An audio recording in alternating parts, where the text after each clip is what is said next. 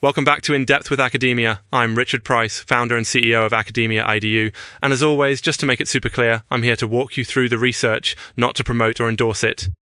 Today's journey takes us into one of the oldest and most elusive questions humanity has ever wrestled. Do souls exist? We'll be unpacking a fascinating book by Suresh Kumar Soni called, well, he keeps it direct. Do souls exist? So, maybe you've paused on that question yourself, like on a late night staring at the stars, wondering, is there something more to us than just biology and brain chemistry? Soni's book taps into that exact sense of wonder and, honestly, unease we all face. Let me warn you, though, this isn't a scientific paper or a classic academic monograph. It's a blend. It's part spiritual memoir, part big think philosophical symposium, and all about honest, open inquiry into the afterlife. All right.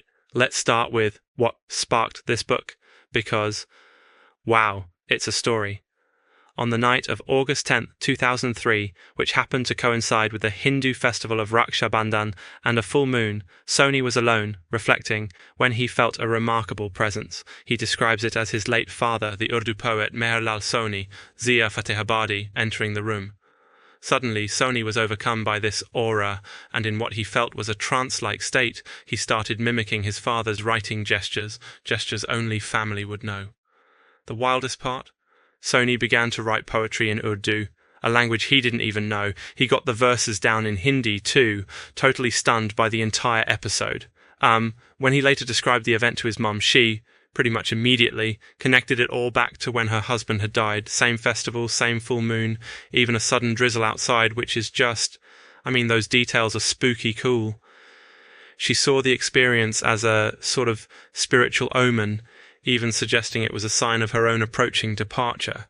And incredibly, she passed away peacefully soon after, during the Navaratri festival, in a state that Soni and his family interpreted through a yogic lens as Maha Samadhi, a conscious and blissful leaving of the body. Now again, just to remind you, I'm reporting Soni's account as he writes it, not suggesting it's the last word on these things, but this opening, this encounter, sets the core question for the whole book.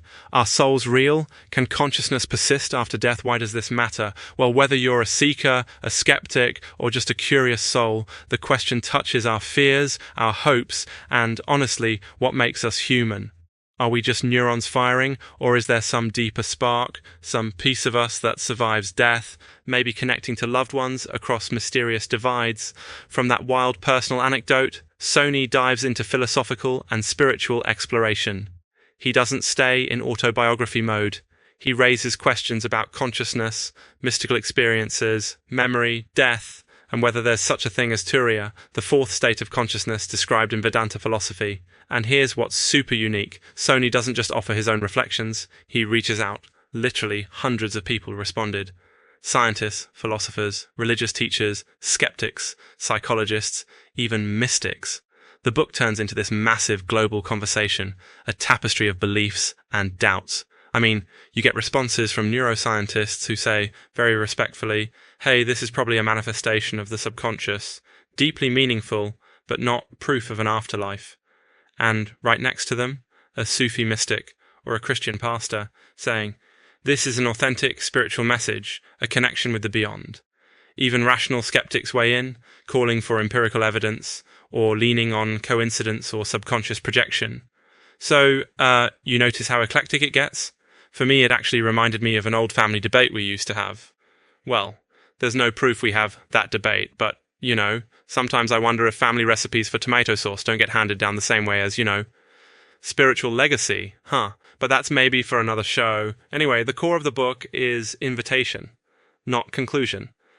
Soni almost never tells you, here's the truth, and you have to accept it. Instead, he's like, what do you make of this? Here's what happened to me.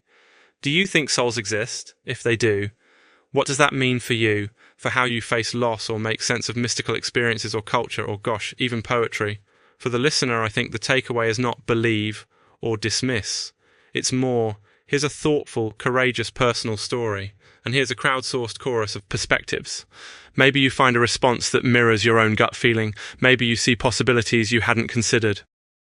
Let me just wrap up by stressing again, academic work, spiritual memoirs, these are not hard and fast sources of truth, but invitations to think, reflect, and hopefully to feel a little less alone facing the big questions. So, that's our look at Do Souls Exist by Suresh Kumar Soni, a rare book that mixes heart, philosophy, and a worldwide dialogue.